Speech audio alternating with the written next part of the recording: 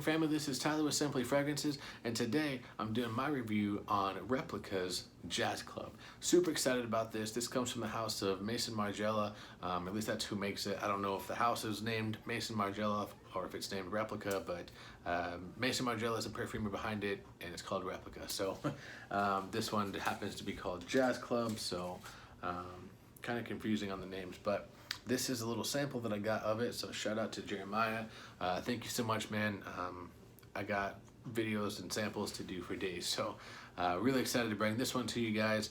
I've never owned this one other than what samples I have. So this one, and then I've had a couple samples, probably a year or so back, and went through those and just really enjoyed it. So don't have a bottle to show you guys today, so I do apologize for that. I always try and at least show you a picture or something if I don't have the bottle, and unfortunately I'm down to one phone. My personal phone is broke, screen's cracked, and so I'm just waiting on another one to come in. So unfortunately I don't have a way of showing you the bottle, but if you've seen one Replica bottle, you've seen them all. They all look the same, so just has the name of the house, the name of the fragrance, some of the notes listed, and the size and concentration. So this is I believe an Eau de Parfum. It should say on here.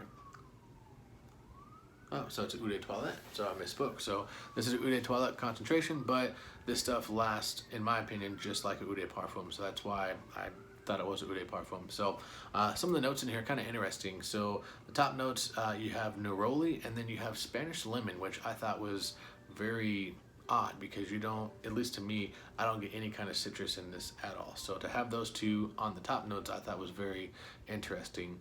Some of the other notes you're gonna have calorie sage, you're gonna have tobacco leaf, and vanilla. That's just to name a few. There's a couple others, but I don't have them memorized. So unless they're on here, which I don't think they are. Nope. Okay, so anyways, let's go ahead and get into this, and I will show you my thoughts. So go ahead and give you a little spray, just to kind of give myself a reminder. Oh my gosh, guys, this is so good. Like, this is a masterpiece, in my opinion. So this, to me, in my opinion, this is a more lighter version of just Parfums de Marly Harry in like the best way possible. I don't smell any of like the lemon in there at all. I'm really just getting that vanilla and the tobacco leaf, and that's really honestly kind of what I get. There might be something else in the background giving that kind of like, it's almost like a fresh vibe in a sense. So honestly, actually now that I know there's lemon in here, this might be completely wrong and it might be out in left field, but this to me, okay, so the opening of Versace Eros minus the lemon, this is kind of what that smells like in the opening, but you have a tobacco and vanilla in there. I don't know why I get that, but that's just kind of, maybe my mind now that knows there's lemon in there, maybe that's what I'm getting. I don't know, maybe the neroli, but I kind of get that. So really what you're going to get though in the long run as it dries down is just the tobacco leaf and then the vanilla. That's what's really going to kind of, come forth, and that's what you're going to get for the remainder of the fragrance. It's a very, I don't know how to make this make sense, but it's a very dark, heavy fragrance, but it's light in the projection, if that makes sense. So it sits dark on your skin and it makes you almost feel kind of heavier than what it is, but as you walk by people, the sillage, the scent cloud that you're going to give off, they're going to smell that tobacco and the vanilla and all that working together, but it's not going to be like this thick, soupy kind of fragrance like you would get with like a Terry Mugler Pure Havane or the Xerjoff Naxo, stuff like that, how it just kind of feels heavy and thick. This one doesn't do that. It's still got those aspects, but it's a little bit lighter. I don't know if that made sense to you guys or not, but honestly, the really great thing about this one is this one, to me, in my opinion, is kind of a Swiss Army knife for the fall and winter months. You can really dress it up.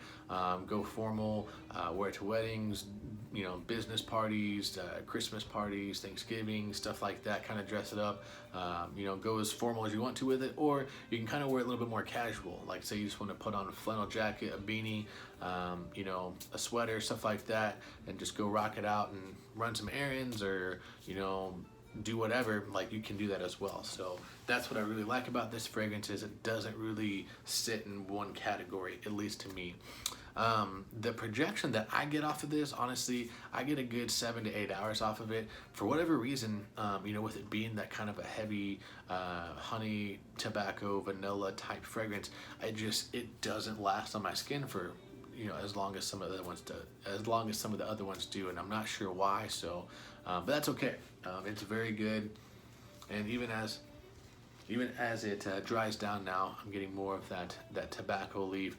And you know, when I say tobacco leaf, maybe think of like a little bit of the hair and stuff like that. But Versace Dreamer, how it has just that tobacco leaf in there, that's kind of what you're getting. It does come off like a pipe tobacco, but not like you would from like Naxos or Pure Havana, stuff like that. So wanted to kind of give the difference between that.